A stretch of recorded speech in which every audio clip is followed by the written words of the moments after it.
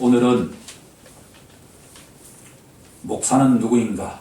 라고 하는 제목으로 은혜의 시간을 좀 가져보고자 합니다. 신앙생활을 시작하면서 모든 성도들은 자연스럽게 교회 목사님이 참 중요하다라는 것은 다 알게 되는데, 그 교회가 처해 있는 상황에 따라서 목회자 상이라고 하는 것이 인식되기 시작합니다. 목회자 상이 우리 지성과 마음속에 깊이 각인되기 시작한다라고 하는 것이죠. 또 그러면 목회자가 누구인가라고 생각하면 자연스럽게 성도가 누구인가라고 하는 성도에 대한 상도 자연스럽게 인식이 되고 마음속에 지성에 각인되기 시작합니다. 다시 말씀드린다고 한다면 교회 생활을 하는 모든 신자들은 자기 나름대로의 목회자 상과 성도에 대한 상을 갖고 있다라고 합니다. 제 경험에 의하면 아마 우리 모든 경험에 동일할 것이라고 생각하는데, 성경이 말하는 목사가 어떤 존재인가, 성도가 말하는, 성경이 말하는 성도가 어떤 존재인가에 대해서 정확하게 알고 있다고 자신하기는 어려운 것이 현실이다. 저는 오늘 이 시간 17절 한 구절 속에서 목사라고 하는 존재가 어떤 존재인지를 정확하게 알아가는 시간이 되길 간절히 소망합니다. 이 말씀의 가장 첫 번째 선포의 대상은 내 자신입니다. 우리 교회가 이제 다음 달이면 만 4년이 되는 시간 아닙니까? 만 4년이 되어가는 지금 시점에서 바라보니까 하나님께서 어떤 은혜를 주셨냐 하면, 한 성도가 얼마나 소중한지를 깨닫게 되었다라고 하는 것이 교회를 개척하는 데에 가장 은혜로운 대목이다라고 하는 겁니다. 만약에 제가 최소한 10명, 20명 이상 되는 성도들과 함께 교회를 개척했다고 하면 너무나 감사한 것은 분명하지만, 지금처럼 한 성도가 얼마나 소중한지, 그 성도를 하나님께서 우리 교회로 파송해 주셨다라고 하는 것을 깨닫지 못했을 것이다 라고 생각한다면, 저와 사모님이 맨손으로 이 교회를 개척한 것은 너무나 감사한 일이다라고 하는 것을 고백하지 않을 수가 없다라고. 그런데 성경은 읽으면 읽을수록 나의 본성에는 부합되지 않는다라고 하는 것을 깨닫게 됩니다. 왜냐 그러면 이 본문 속에는 목사가 누구인가, 성도가 누구인가에 대해서 정확하게 계시해 주고 계신데, 이렇게 시작하고 있기 때문입니다. 교회의 모든 성도 여러분, 여러분들을 인도하는 목사들에게 순종하고 복종하십시오 라고 시작하고 있다는 겁니다. 저도 오랫동안 병신들을 해본 입장에서 이 말씀을 들으면 아멘이라고 즉답하기가 쉽지 않다라고 하는 것을 너무나 잘 알고 있습니다. 이것은 마치 아내들이요 거두절미하고 남편들에게 순종하고 복종하십시오 라는 이 말씀에 아내들이 과연 아멘이라고 화답할 수 있겠느냐라는 것과 똑같다라고 합니다. 더구나 더 깜짝 놀랄 것은 자녀들이요 부모님에게 순종하고 복종하십시오. 골로새서는 어떻게 되어 있냐 그러면 in everything, 모든 일에 부모님께 순종하고 복종하십시오 라고 되어 있다는 겁니다. 더 깜짝 놀랄 일은 종들에게 오늘날로 말한다 그러면 모든 근로자들에게 그 회사의 상전들에게 순종하고 복종하십시오. In everything. 모든 일에 순종하고 복종하십시오. 라고 명령하고 있습니다. 이 말씀에 기독교 신자라고 해서 아멘이라고 답할 사람이 과연 몇 명이나 되겠는가 라고 질문하지 않을 수 없다라고 합니다. 그런데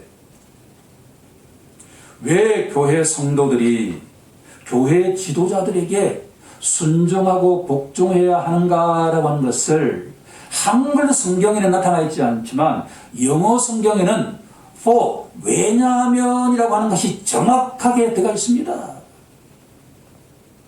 여러분들 성경책에 그렇게 왜냐하면이라고 하는 것을 삽입해 넣는 것과 같은 은혜가 임하길 간절히 소망합니다. 왜냐하면 그들은 목회자들은 너희 영혼을 위하여 경성하기 때문입니다. 라고 되어 있습니다. 지금부터 본론에 들어가는 내용입니다.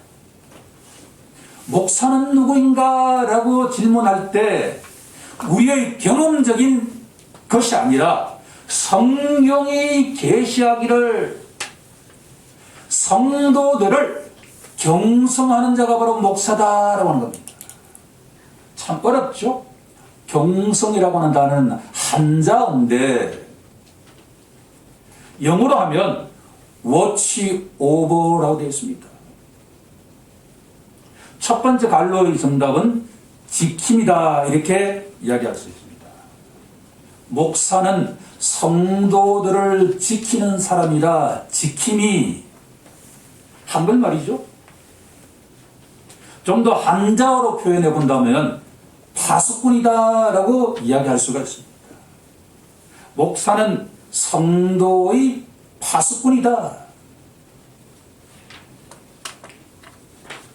연세가 조금 있는 분은 파수꾼이 어떤 존재인지를 정확하게 알죠. 몇십 년 전만 하더라도 우리나라에 통행금지가 있어서 밤 12시가 지나면 호루라기를 불면서 파수하는 사람이 지금부터 다니는 사람은 법에 걸려서 유치장에 들어갑니다 라고 하는 이야기를 선포하고 있죠. 우리가 농촌에 가보면 추수철에 원두막이 있어가지고 밤에 아주 동네 질 나쁜 젊은이들이 그 모든 과일을 다 쓰리하지 못하도록 주인이 그 원두막에 잠을 자지 않고 지키는 것과 같은 사람을 파수꾼이라고 하죠. 목사의 첫 번째 임무는 성도를 지키는 자, 성도를 파수하는 자다라고 정의할 수가 있다. 영어 성경이 보니까 현재 지금 이 순간에도 여러분들을 파수하고 있는 존재가 누구냐 그러면 교회의 목사다라고 이야기하고 있습니다.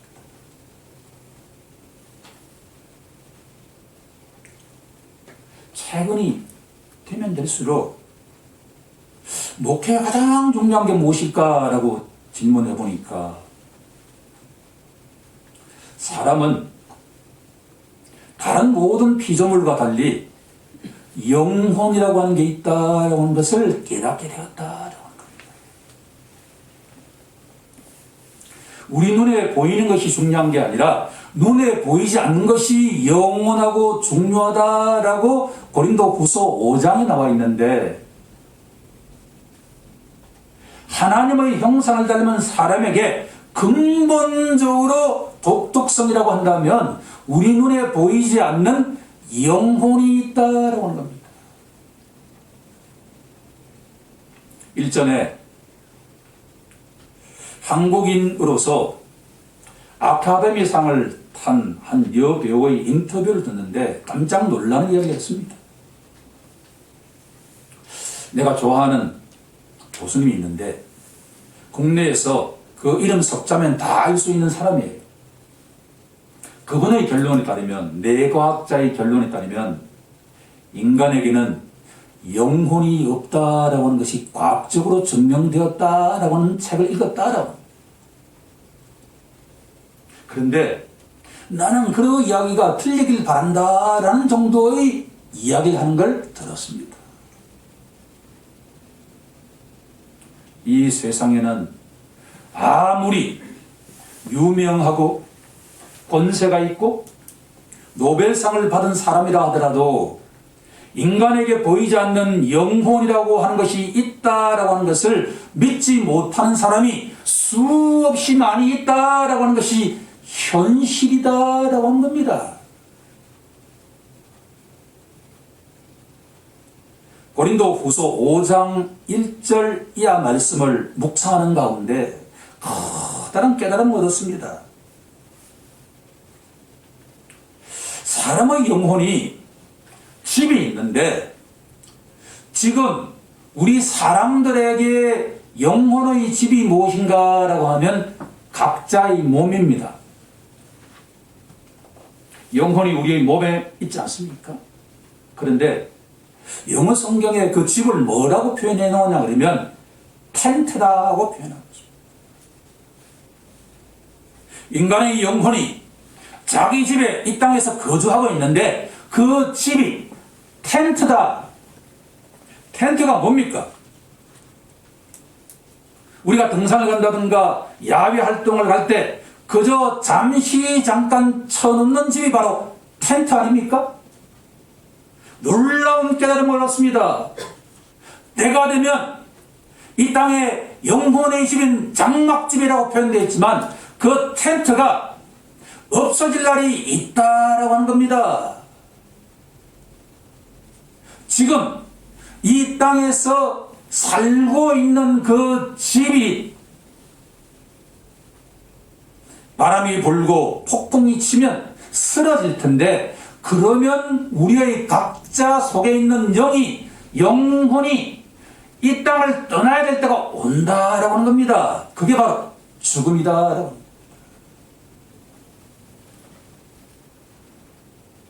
이 세상의 가장 유명한 학자들은 인간의 죽음은 영원한 잠이기 때문에 영혼이라고 하는 존재가 인간에게 있을 수 없다라고 과학적으로 증명되었다고 이야기하지만 그들은 바로 현대판 사두개인들입니다. 영혼도 없고 천사도 없고 부활도 없다라고 믿었던 2000년 전의 그 사두개인들이 바로 지금의 유명한 뇌과학자들이다라고 하는 겁니다.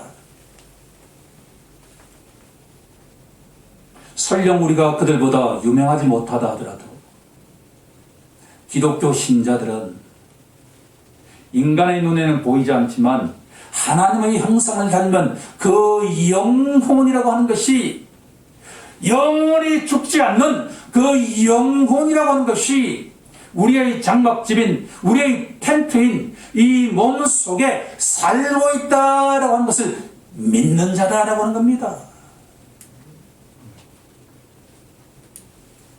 오 사랑하는 성도 여러분, 이 사실은 제가 목사가 되고 난 뒤에 가장 중요한 깨달음 가운데 하나가 인간에게 하나님의 형상을 닮은 영혼이 있는데 그 영혼은 절대로 죽지 못하는 불멸의 존재다라고 하는 것이고 그 영혼이 때가 되면 이 장막집, 이 텐트를 떠날 시간이 있다라고 하는 것을 믿느냐라고 하는 겁니다.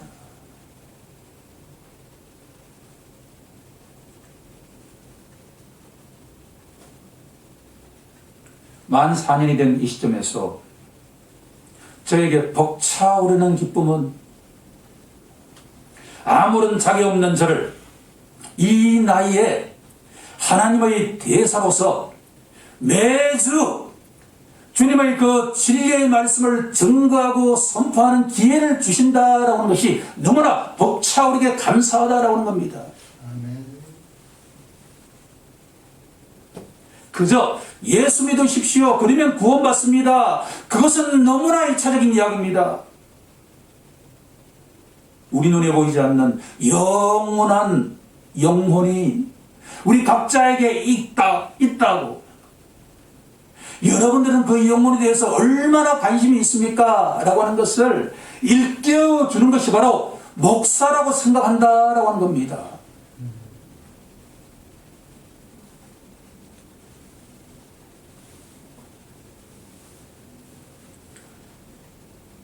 목사는 한 성도를 너무나 소중하게 관찰하고 지키는 자인데 그 각자 속에 살고 있는 영혼을 돌보는 목자다. 그것이 바로 경성한다라고 하는 의미입니다.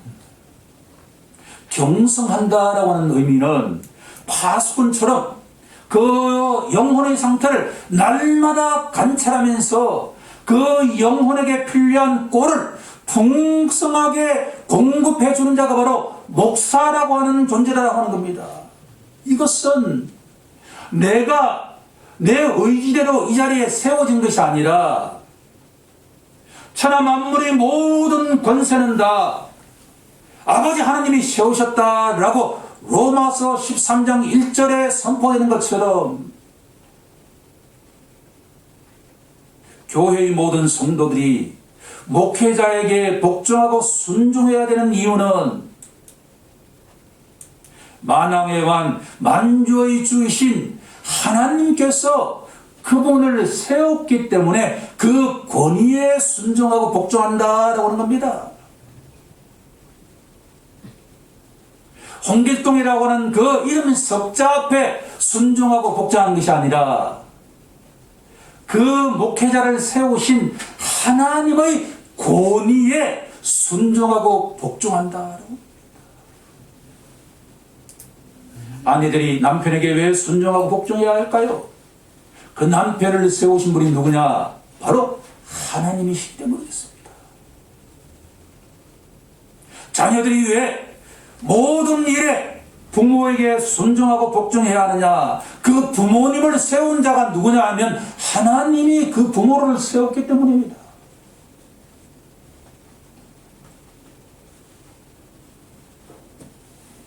우리 모두 목회자는 하나님이 맡기신 그 성도들의 영혼을 지키는 자, 경성하는 자, 파수하는 자임을 기억하는 우리 모두가 되길 간절히 소망합니다.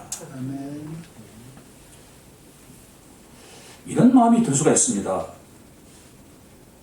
자녀들아, 너희 부모들에게 모든 일에 순종하고 복종하라 라고 할 때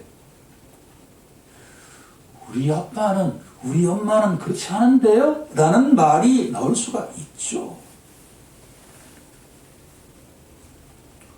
똑같이 우리 교회 목사님은 이런 흠도 있고요, 저런 흠도 있는데요, 그럼에도 불구하고 순종하고 복종해야 할까요? 라고 질문하는 데에 대해서 제가 깜짝 놀랄 이야기가 여기에 담겨 있다라고 하는 것을 지속적으로 묵상하고 또 묵상했습니다. 두 번째 단어는 뭐냐 그러면 청산이라고 하는 단어입니다. 청산. 너희 영혼을 위하여 경성하기를 자신들이 청산할 자인 것 같이 하느니라. 두 번째 갈로의 정답은 청산입니다. 목사는 하나님께 청산해야 하는 존재다.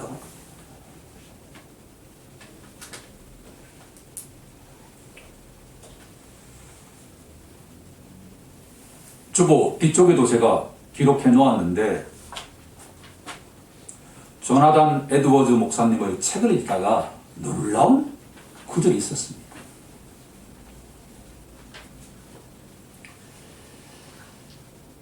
우리가 모든 청년들에게 성경을 봉독하는 기회를 가지고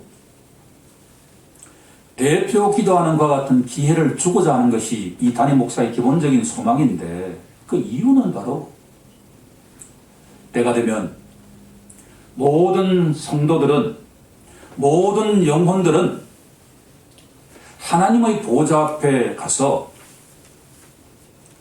길종아, 너가 이 땅에서 뭘 하다가 왔느냐라고 질문하실 때 답변할 내용이 있어야 된다라고 합니다. 우리 다 함께 성경 구절 한 구절 찾아보면 좋겠는데요. 고린도후서 5장 10절을 한번 찾아보도록 하겠습니다. 고린도후서 5장 10절, 신약 성경 290쪽입니다.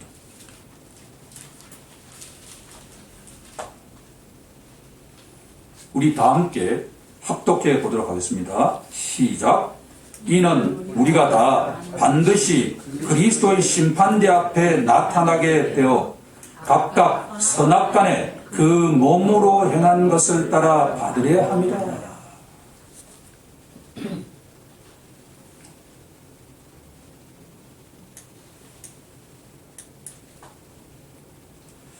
우리 각자가 때가 되면 하나님 보좌 앞에 가서 각자 이 땅에서 살 때 뭘 하고 왔느냐라는 질문을 받게 된다는 겁니다. 그런데 그 표현이 그렇게도 사랑과 긍휼과 자비가 풍성하신 예수님께서 지금은 예수님이 사랑의 주님이시지만 마지막 때는 심판의 주가 된다라는 것이 놀라운 이야기도 하는 겁니다. 지금 어떤 사람도 자기 죄를 뉘우치고 예수님 앞에 가게 되면 자녀로 삼아준다는 것이 복음의 메시지지만 종말이 오게 되면 그때는 그 사랑의 주님께서 심판의 주님이 된다라고 하는 겁니다. 그리스도의 심판대 앞에 우리 각자가 다 서게 된다라고. 홍길동이라고 하는 신자가 그리스도의 심판대 앞에 섰을 때 그때 호출하는 사람이 있는데 그게 누구냐? 담임 목사를 부른다라고 하는 것이 조나단 에즈워즈 목사님의 설명이었습니다.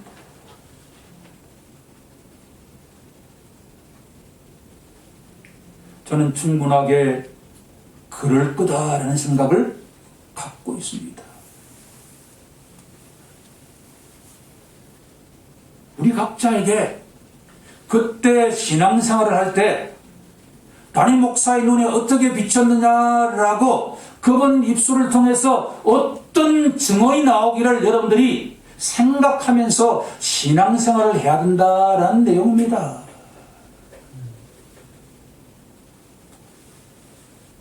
더욱더 깜짝 놀랄 일은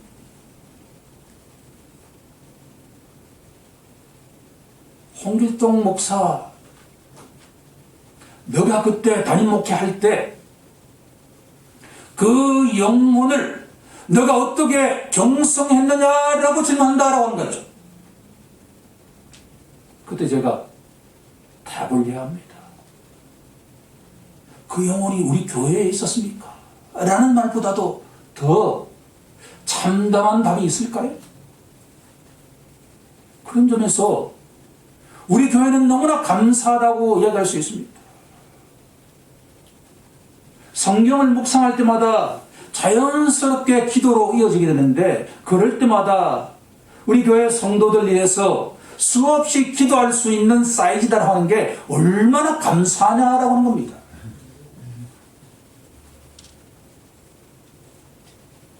따라서 주님이 사랑하시는 성도 여러분, 이 말씀이 너무 부담스럽게 다가온다고 생각하지 마십시오. 여러분들보다 월등히 더 혼날 위치에 있는 자가 바로 여기에 강대상에 서 있는 목사라고 하는 존재이기 때문입니다. 이 목사, 그때 그 영혼을 위해서 너가 얼마나 경성했느냐라고 질문한다고 생각한다면 애통하지 않을 수가 없다라고 하는 겁니다. 그런데 아무리 믿음이 좋은 성도라 하더라도 매주 주일 성수하는 성도라 하더라도 나머지 6일은 어디서 살고 있습니까? 세상 속에서 살고 있지 않습니까? 그러면 목사가 어떻게 그 영혼의 안전을 위해서 어떤 들짐승이 공격할지, 어떤 도둑과 강도가 그 영혼을 침입할지 알지 못하는 상태에서 어떻게 그 영혼을 경성할 수 있느냐라고 하는 겁니다. 설령 날마다 이 교회에 와서 새벽 예배를 통해서 매일 그 영혼을 만난다 하더라도 나머지 모든 시간을 다 세상 속에서 살아가는 그 성도의 영혼을 어떻게 목사가 지킬 수 있느냐라고 하는 겁니다. 근본적으로 impossible, 불가능한 이야기입니다.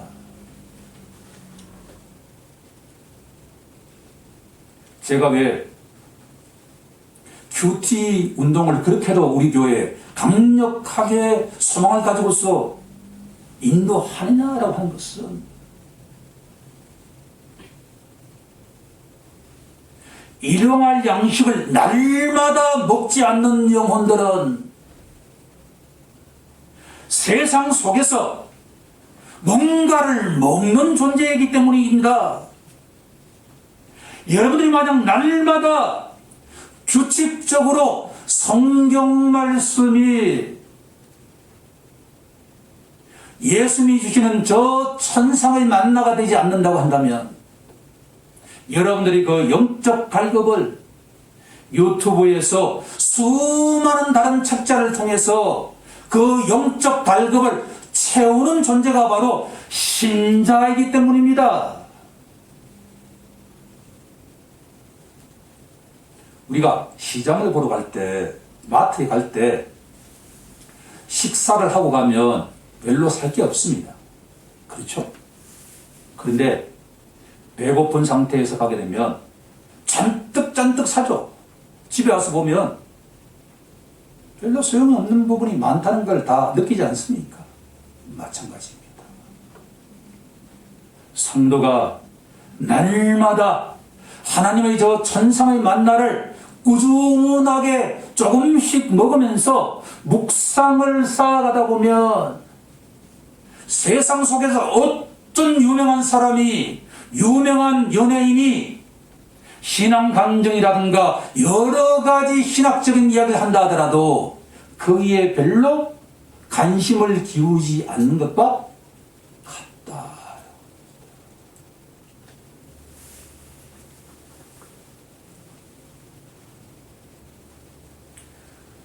우리의 선한 목자는 누구입니까? 목회자입니까? 아닙니다. 목회자는 그저 선한 목자의 대리인에 불과합니다. 우리의 유일한 선한 목자는 우리 주 예수 그리스도 한 분뿐인 줄로 믿습니다. 그분께서 우리의 유일한 선한 목자이십니다. 그분이 십자가에서 우리 모든 죄를 사하시고 부활 성천하신 다음에 그분께서 직접 자신의 영이신 성령을 우리에게 선물로 주시지 않았습니까? 그 성령이, 주님의 영이신 그 성령께서 우리 신자의 마음속에 내주에 계신다라고 하는 것을 기억해야만 된다라고 합니다. 날마다 성경 말씀을 묵상한다라고 하는 것은 내주하신 그 주님의 영과 함께 동행한다라고 하는 겁니다. 그러면 그분이 풍성한 꼴을 우리에게 주실 것입니다. 풍성하고 풍성한 영적인 복을 우리에게 날마다 주신다라고 하는 것을 기억하고서 꾸준하게 진리의 말씀을 읽고 묵상하다 보면 세상에 어떤 일이 일어난다 하더라도, 심지어 세상에 종말이 온다 하더라도 오늘 나는 사과나무를 심겠다라고 하는 것이 바로 기독교 신자의 자세인 줄로 믿습니다. 그런데 제발 여러분, 만약 우리가 날마다 그 영적 양식을 먹지 않는다고 한다면 우리를 노려보고 있는 그 강도와 절도에게, 나도 모르는 사에게 내 영혼을 내어주는 꼴이 될 수도 있다라고 하는 것을 기억하고 또 기억해야 한다라고.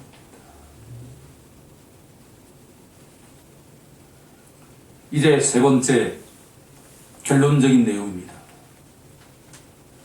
교회의 목사는 영혼들의 지킴이 동시에 하나님께 청산해야 된다는 것을 기억해야 하는 존재이지만, 성도는 목회자를 돕는 자다라고 하는 것을 기억할 필요가 있습니다.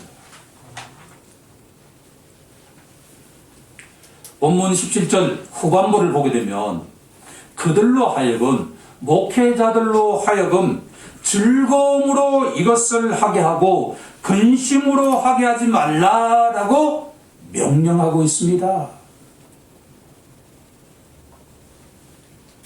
성도에게 주어져 있는 옵션은 두 가지인데, 하나는 즐거움으로 목회자가 목회 사역을 할 수 있도록 할 것인가, 근심스럽게 목회 사역을 하게 할 것인가의 선택을 하라라고. 근심이라고 하는 이 단어를 원어적으로 조금 해석해 보면 신음소리를 내면서 하게 할 것인가 라는 의미입니다.